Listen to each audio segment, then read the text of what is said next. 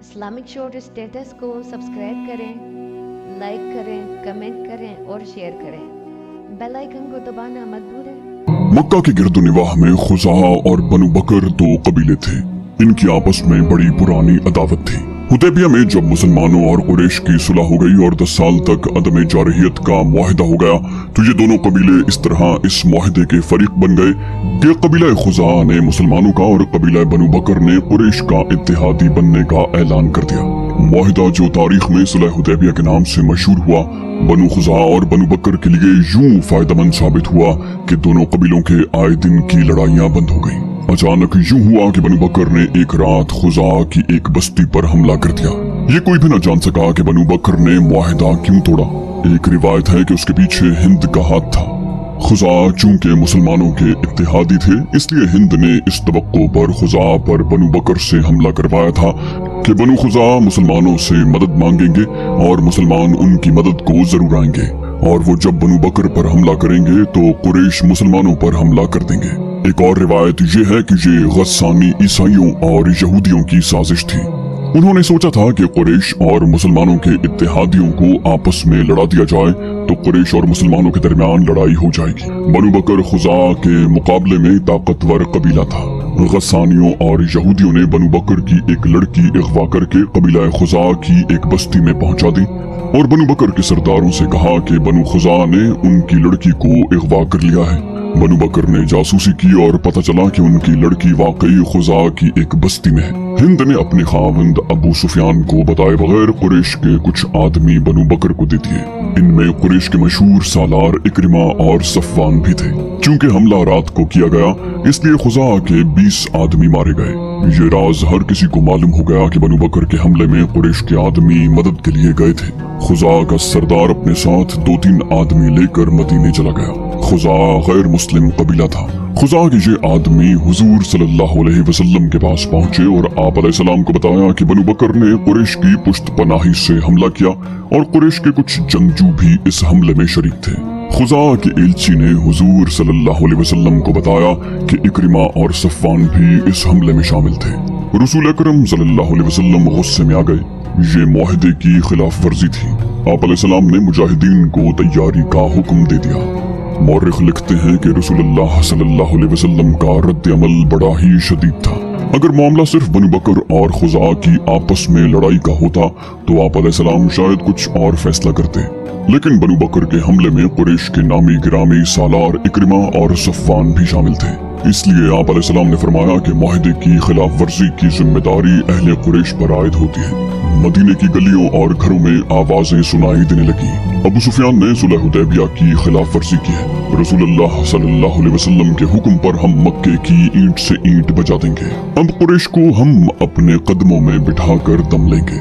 رسول اللہ صلی اللہ علیہ وسلم نے مکے پر حملے کی تیاری کا حکم دے دیا۔ ابو سفیان کو اتنا ہی پتہ چلا تھا کہ بنو بکر نے خزاعہ پر شبخون کی طرز عمل کا حملہ کیا ہے اور خزاعہ کے کچھ آدمی مارے گئے ہیں۔ اسے یاد آیا کہ اکرمہ اور صفوان صبح سویرے گھوڑوں پر سوار کہیں سے آ رہے تھے۔ اس نے ان سے پوچھا کہ وہ کہاں سے آ رہے ہیں تو انہوں نے جھوٹ بولا کہ وہ گھڑ دوڑ کے لیے گئے تھے۔ دوپہر کے وقت جب اسے پتہ چلا کہ بنو بکر نے خزاعہ پر حملہ کیا ہے تو اس نے اکرمہ اور صفوان کو بلوایا۔ ابو سفیان نے ان سے پوچھا، تم دونوں مجھے کس طرح یقین دلا سکتے ہو کہ خزاعہ کی بستی پر بنو بکر کے حملے میں تم شریک نہیں تھے؟ صفوان نے کہا، کیا تم بھول گئے ہو کہ بنو بکر ہمارے دوست ہیں؟ اگر دوست مدد کے لیے پکارے تو کیا تم دوستوں کو پیٹھ دکھاؤ گے؟ ابو سفیان نے کہا، میں کچھ نہیں بھولا، خدا کی قسم تم بھول گئے ہو کہ قبیلہ قریش کا سردار کون ہے۔ میں ہوں تمہارا سردار، میری اجازت کے بغیر تم کسی اور کا ساتھ نہیں دے سکتے۔ اکرمہ نے کہا، ابو سفیان میں تمہیں اپنے قبیلے کا سردار مانتا ہوں، تمہاری کمان میں لڑائیاں لڑی ہیں، تمہارا ہر حکم مانا ہے، لیکن ہم دیکھ رہے ہیں کہ تم قبیلے کے وقار کو مجروح کرتے چلے جا رہے ہو۔ تم نے اپنے دل پر مدینے والوں کا خوف طاری کر لیا ہے۔ ابو سفیان نے کہا، اگر میں قبیلے کا سردار ہوں تو میں کسی کو ایسا جرم بخشوں گا نہیں جو تم نے کیا ہے۔ اکرمہ نے کہا، ابو سفیان وہ وقت تمہیں یاد ہوگا جب خالد مدینے کو رخصت ہوا تھا، तुमने उसे भी धमकी दी थी और मैंने तुम्हें कहा था कि हर किसी को हक हासिल है कि वो उस अकीदे का पैरोकार हो जाए जिसे वो अच्छा समझता है। और मैंने तुम्हें ये भी कहा था कि तुमने अपना रवैया न बदला तो मैं भी तुम्हारा साथ छोड़ने और मोहम्मद सल्लल्लाहु अलैहि वसल्लम की इताअत कबूल करने पर मजबूर हो जाऊंगा। अबू सुफियान ने कहा, क्या तुम नहीं समझते कि बावकार लोग अपने अहद की खिलाफ वर्जी नहीं करते? तुमने बनु बकर का साथ देकर और मुसलमानों के इत्तेहादी कबीले पर हमला करके अपने कबीले का वक़ार तबाह कर दिया है। अगर तुम ये सोच रहे हो कि मोहम्मद सल्लल्लाहु अलैहि वसल्लम ने मक्का पर हमला कर दिया तो तुम हमला पसपा कर दोगे, तो तुम खुश फहमी में मुब्तला हो। कौन से मैदान में तुमने मुसलमानों को शिकस्त दी है? कितना लश्कर लेकर तुमने मदीने को मुहासरे में लिया था? सफ़वान ने कहा, वहाँ से पसपाई का हुक्म तुमने दिया था, तुमने हार मान ली थी। अबू सुफियान ने कहा, मैं तुम जैसे जिद्दी और कोताहबीन आदमियों के पीछे पूरे कबीले को जलील ख्वार नहीं करवाऊंगा। मैं मुसलमानों के साथ अभी छेड़खानी नहीं कर सकता। मोहम्मद सल्लल्लाहु अलैहि वसल्लम को बताना चाहता हूँ कि हमारे एक दोस्त कबीले ने मुसलमानों के एक दोस्त कबीले पर हमला किया है और उसमें कुरैश के चंद एक आदमी शामिल हो गए थे, तो इससे ये मतलब न लिया जाए कि मैंने मुआहदे की खिलाफ वर्जी की है। मैं मोहम्मद सल्लल्लाहु अलैहि वसल्लम को बताऊंगा कि कबीला कुरैश हुदैबिया के मुआहदे पर कायम है। अबू सुफियान इक्रिमा और सफ़वान को वहीं खड़ा छोड़कर वहां से चला गया। उसी रोज वो मदीने को रवाना हो गया। अहले मक्का हैरान थे कि अबू सुफियान अपने दुश्मन के पास चला गया है। उसके खिलाफ आवाजें उठने लगी। उसकी बीवी हिंद फुनकारती फिर रही थी। मदीने पहुंचकर अबू सुफियान ने जिस दरवाजे पर दस्तक दी वो उसकी बेटी उम्मे हबीबा रज़ियल्लाहु ताला अन्हा का घर था। दरवाजा खुला, बेटी ने अपने बाप को देखा तो बेटी के चेहरे पर मसरत की बजाय बेरुखी का तासुर आ गया। बेटी इस्लाम कबूल कर चुकी थी और बाप इस्लाम का दुश्मन था। अबू सुफियान ने उम्मे हबीबा रज़ियल्लाहु अन्हा से पूछा, क्या बाप अपनी बेटी के घर में दाखिल नहीं हो सकता?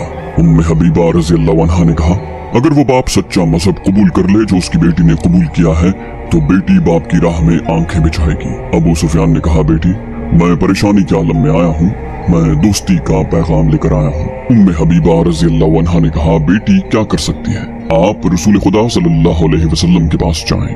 बेटी की इस बेरुखी पर अबू सुफियान सटपटा उठा। वो रसूल करीम सल्लल्लाहु अलैहि वसल्लम के घर की तरफ चल पड़ा। रास्ते में उसने वो शिनासा चेहरे देखे जो कभी अहले कुरैश कहलाते थे और उसे अपना सरदार मानते थे, अब सब उससे बेगाने हो गए थे। वो उसे चुपचाप देखते रहे। वो उनका दुश्मन था, उसने उनके खिलाफ लड़ाइयाँ लड़ी थी। ओहद की जंग में अबू सुफियान की बीवी हिंद ने मुसलमानों की लाशों के पेट चाक किए और उनके कान और नाकें काटकर उनका हार बनाया और अपने गले में डाला था। अबू सुफियान अहले मदीना की घूरती हुई नजरों से गुजरता रसूल करीम सल्लल्लाहु अलैहि वसल्लम के यहाँ जा पहुंचा। उसने हाथ बढ़ाया। रसूलुल्लाह सल्लल्लाहु अलैहि वसल्लम ने मुसाफा किया, लेकिन आप अलैहिस्सलाम की बेरुखी नुमाया थी। रसूल करीम सल्लल्लाहु अलैहि वसल्लम को इत्तला मिल चुकी थी कि बनु बकर ने अहले कुरैश की मदद से खुजा पर हमला किया है। आप अलैहिस्सलाम अहले कुरैश को फरेबकार समझ रहे थे। ऐसे दुश्मन का आप अलैहिस्सलाम के पास एक ही हल था कि फौज कशी करो ताकि वो ये न समझे कि हम कमजोर हैं। अबू सुफियान ने कहा, ए मोहम्मद, मैं ये गलत फहमी रफा करने आया हूँ कि मैंने हुदैबिया के सुलहनामे की खिलाफ वर्जी नहीं की। अगर बनु बकर की मदद को कबीले कुरैश के चंद आदमी मेरी इजाजत के बगैर चले गए तो ये मेरा कसूर नहीं, मैंने मुआहिदा नहीं तोड़ा।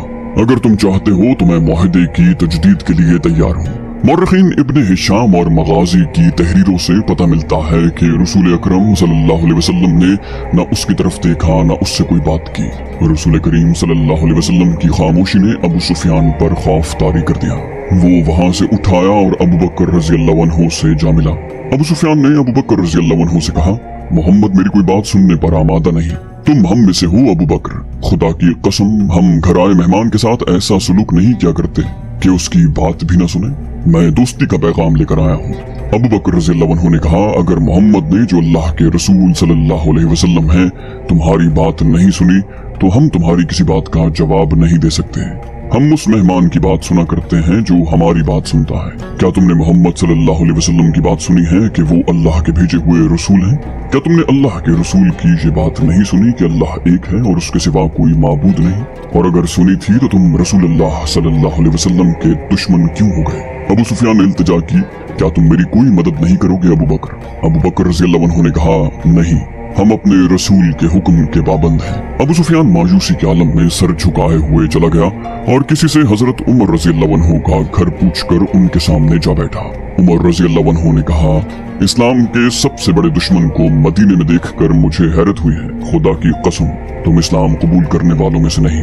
अबू सुफियान ने उमर रजी अल्लाह अन्हु को मदीने में आने का मकसद बताया और ये भी कि रसूल करीम सल्लल्लाहु अलैहि वसल्लम ने उसके साथ बात नहीं की और अबू बकर रजी अल्लाह अन्हु ने भी उसकी मदद नहीं की। उमर रजी अल्लाह अन्हु ने कहा, मेरे पास अगर चींटियों जैसी कमजोर फौज भी हो तो भी मैं तुम्हारे खिलाफ लड़ूंगा। तुम मेरे नहीं, मेरे रसूल सल्लल्लाहु अलैहि वसल्लम और मेरे मजहब के दुश्मन हो। मेरा रवैया वही होगा जो अल्लाह के रसूल सल्लल्लाहु अलैहि वसल्लम का है। अबू सुफियान फातिमा रजी अल्लाह तआला अन्हा से मिला, हजरत अली रजी अल्लाह अन्हु से मिला, लेकिन किसी ने भी उसकी बात न सुनी। वो मायूस और नामुराद मदीने से निकला। उसके घोड़े की चाल अब वो नहीं थी जो मदीने की तरफ आते वक्त थी। घोड़े का भी जैसे सर झुका हुआ था। वो मक्का को जा रहा था। रसूल खुदा सल्लल्लाहु अलैहि वसल्लम ने उसके जाने के बाद इन अल्फाज में हुक्म दिया कि मक्का पर हमले के लिए ज्यादा से ज्यादा तादाद में फौज तैयार की जाए। आप अलैहिस्सलाम के हुक्म में खास तौर पर शामिल था कि जंगी तैयारी इतने बड़े पैमाने की हो कि मक्का वालों को फैसला कुन शिकस्त देकर कुरैश को हमेशा के लिए तहतेग कर लिया जाए। इसके अलावा हुजूर सल्लल्लाहु अलैहि वसल्लम ने फरमाया कि कूच बहुत तेज होगा और उसे ऐसा खुफिया रखा जाएगा कि मक्के वालों को बेखबरी में दबोच लिया जाए या मक्का के करीब इतनी तेजी से पहुंचा जाए कि कुरैश को मोहलत ही न मिल सके कि वो अपने इत्तेहादी कबाइल को बुला सके। मदीने में मुसलमानों ने रातों को भी सोना छोड़ दिया। जिधर देखो तीर तैयार हो रहे थे। तीरों से भरी हुई तरकशों के अंबार लगते जा रहे थे। बर्छियां बन रही थी। घोड़े और ऊंट तैयार हो रहे थे। तलवारें तेज हो रही थी। औरतें और बच्चे भी जंगी तैयारियों में मसरूफ थे। रसूल अकरम सल्लल्लाहु अलैहि वसल्लम और सहाबा कराम भागते दौड़ते नजर आते। मदीने में एक घर था जिसके अंदर कोई और ही सरगर्मी थी। वो गैर मुस्लिम घराना था। वहाँ एक अजनबी आया बैठा था। घर में एक बूढ़ा था, एक अधेड़ उम्र आदमी, एक जवान लड़की, एक अधेड़ उम्र औरत और 2-3 बच्चे। अजनबी ने कहा, मैं मुसलमानों के इरादे देख आया हूँ। उनका इरादा है कि मक्के वालों को बेखबरी में डालें। बिला शक व शुबा मोहम्मद सल्लल्लाहु अलैहि वसल्लम जंगी चालों के माहिर हैं। उसने जो कहा है वो करके दिखा देगा। बूढ़े ने पूछा, हम क्या कर सकते हैं? अजनबी ने कहा, मेरे बुजुर्ग, हम और कुछ नहीं कर सकते, लेकिन हम मक्के वालों को खबरदार कर सकते हैं कि तैयार रहो और इधर उधर के कबीलों को अपने साथ मिला लो और मक्का के रास्ते में कहीं घात लगाकर मुसलमानों पर टूट पड़ो। मक्का पहुंचने तक उन पर शब-खून मारते रहो। मुसलमान जब मक्का पहुंचेंगे तो उनका दमखम टूट चुका होगा। बूढ़े ने जोशीली आवाज में कहा, कसम है उसकी जिसको मैं पूछता हूँ, तुम अक्ल वाले हो, तुम खुदाए यहूदा के सच्चे पुजारी हो। खुदाए यहूदा ने तुम्हें अक्ल दानिश अता की है, क्या तुम मक्के नहीं जा सकते? अजनबी ने कहा, नहीं, मुसलमान हर गैर मुस्लिम को शक की निगाह से देख रहे हैं। ये जानते हैं कि मैं यहूदी हूँ, वो मुझ पर शक करेंगे। मैं अपनी जान पर खेल जाऊंगा। मुझे उन यहूदियों के खून का इंतकाम लेना है जिन्हें मुसलमानों ने कत्ल किया। मेरी रगों में बनो कुरैजा का खून दौड़ रहा है। ये मेरा फर्ज है कि मैं मुसलमानों को ज़रबें लगाता रहूं और मैं अपना ये फर्ज अदा न करूं तो खुदाए यहूदा मुझे उस कुत्ते की मौत मारे जिसके जिस्म पर खारिश और फोड़े होते हैं और वो तड़प तड़प कर मर जाता है। लेकिन मैं नहीं चाहता कि मैं पकड़ा जाऊं। मैं मुसलमानों को डंक मारने के लिए जिंदा रहना चाहता हूँ। बूढ़े ने कहा, मैं बूढ़ा हूँ, मक्का दूर है, घोड़े या ऊंट पर इतना तेज सफर नहीं कर सकूंगा कि मुसलमानों से पहले मक्के पहुंच जाऊं। ये काम बच्चों और औरतों का भी नहीं। मेरा बेटा है मगर बीमार है। अजनबी यहूदी ने कहा, उस इनाम को देखो जो हम तुम्हें दे रहे हैं, ये काम कर दो। इनाम के अलावा हम तुम्हें अपने मजहब में शामिल करके अपनी हिफाजत में ले लेंगे। अधेड़ उम्र औरत ने कहा, क्या ये काम मैं कर सकती हूँ? तुमने मेरी ऊंटनी नहीं देखी, तुमने मुझे ऊंटनी की पीठ पर कभी नहीं देखा। इतनी तेज ऊंटनी मदीना में किसी के पास नहीं। यहूदी ने कहा, हाँ, तुम ये काम कर सकती हो। ऊंटों और बकरियों को बाहर ले जाओ, तुम्हारी तरफ कोई ध्यान नहीं देगा। तुम उन्हें चराने के लिए हर रोज ले जाती हो, आज भी ले जाओ और मदीने से कुछ दूर जाकर अपनी ऊंटनी पर सवार हो जाओ। उसने एक कागज एक औरत को देते हुए कहा, इसे अपने सर के बालों में छुपा लो। ऊंटनी को दौड़ाती ले जाओ और मक्के में अबू सुफियान के घर जाओ और बालों में से ये कागज निकाल कर उसे दे दो। औरत ने कागज लेते हुए कहा, लाओ, मेरा इनाम मेरे दूसरे हाथ पर रख दो और इस यकीन के साथ मेरे घर से जाओ कि मुसलमान मक्के से वापस आएंगे तो उनकी तादाद आधी भी नहीं होगी और उनके सर झुके हुए होंगे और शिकस्त उनके चेहरों पर लिखी हुई होगी। यहूदी ने सोने के 3 टुकड़े औरत को दिए और बोला, ये उस इनाम का निस्फ हिस्सा है जो हम तुम्हें उस वक्त देंगे जब तुम ये पैगाम अबू सुफियान के हाथ देकर वापस आओगी। औरत ने कहा, अगर मैंने काम कर दिया और जिंदा वापस न आ सकी तो? यहूदी ने कहा, बाकी इनाम तुम्हारे बीमार खावंद को मिलेगा। ये औरत जिसका नाम तारीख में नहीं लिखा गया अपने ऊंट और बकरियां चराने के लिए ले गई। उन्हें वो हाँकती जा रही थी। किसी ने भी न देखा कि ऊंटों की पीठें नंगी थी, लेकिन एक ऊंटनी सवार के लिए तैयार की गई थी। उसके साथ पानी का मशकीजा और एक थैला भी बंधा हुआ था। औरत उस रेवड़ को शहर से दूर ले गई। बहुत देर गुजर गई तो यहूदी ने उस जवान लड़की को जो घर में थी कहा, वो जा चुकी होगी, तुम जाओ और ऊंटों और बकरियों को शाम के वक्त वापस ले आना। वो लड़की हाथ में गदड़ियों वाली लाठी लेकर बाहर निकल गई, लेकिन वो शहर से बाहर जाने की बजाय शहर के अंदर चली गई। वो इस तरह इधर उधर देखती जा रही थी जैसे किसी को ढूंढ रही हो। वो गलियों में से गुजरी और एक मैदान में जा रुकी। वहाँ बहुत से मुसलमान ढालें और तलवारें लिए तेखजनी की मशक कर रहे थे। एक तरफ शुतर दौड़ हो रही थी और तमाशाइयों का भी हुजूम था। लड़की उस हुजूम के इर्द गिर्द घूमने लगी। वो किसी को ढूंढ रही थी। उसके चेहरे पर परेशानी के आसार थे जो बढ़ते जा रहे थे। उसके कदम तेजी से उठने लगे। एक जवां साल आदमी ने उसे देख लिया और बड़ी तेज चलता उसके पीछे गया। करीब पहुंचकर उसने धीमी आवाज से कहा, जारिया। लड़की ने चौंक कर पीछे देखा और उसके चेहरे से परेशानी का तासुर उड़ गया। जारिया ने कहा, वहीं आ जाओ, और वो दूसरी तरफ चली गई। जारिया को वहां पहुंचते खासा वक्त लग गया, जहां वो औरत ऊंटों और बकरियों को ले जाया करती थी।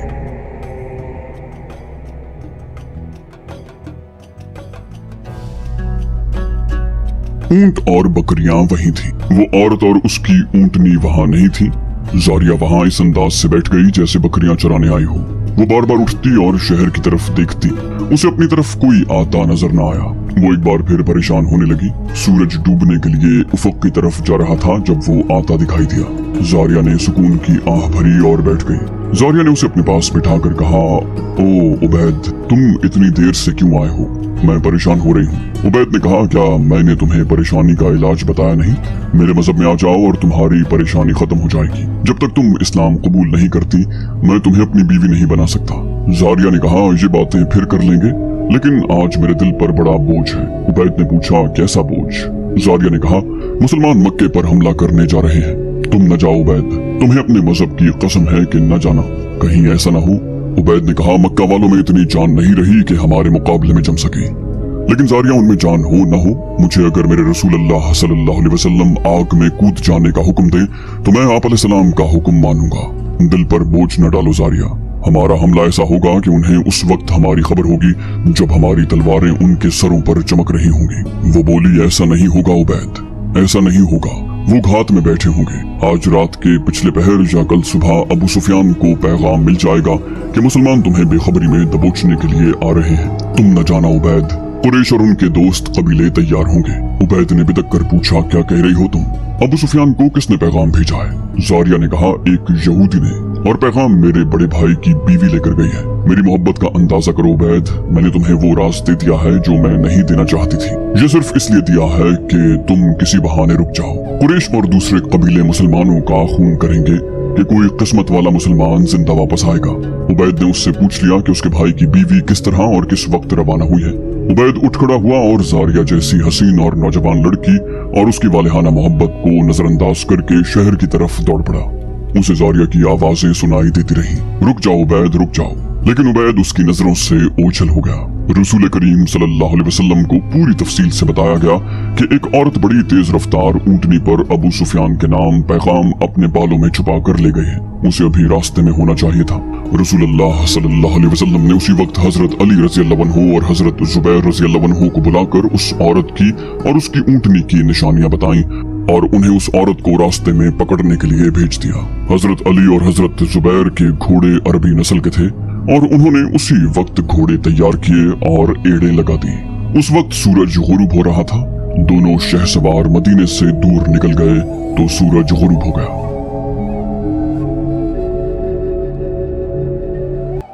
इस्लामिक शोर स्टेटस को सब्सक्राइब करें, लाइक करें, कमेंट करें और शेयर करें। बेल आइकन को दबाना मत भूलें।